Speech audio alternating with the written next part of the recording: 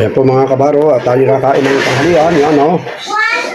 Meron tayong juice, meron tayong morcon sa dahon, morcon Batangas, at meron tayong gulay na bulang-lang.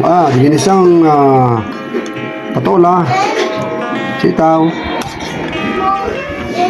at kalbos na kuluting bagin galing sa ating pong farm. Ito pa, yan na. Ano po tayo? Kain na kayo, kain na kayo.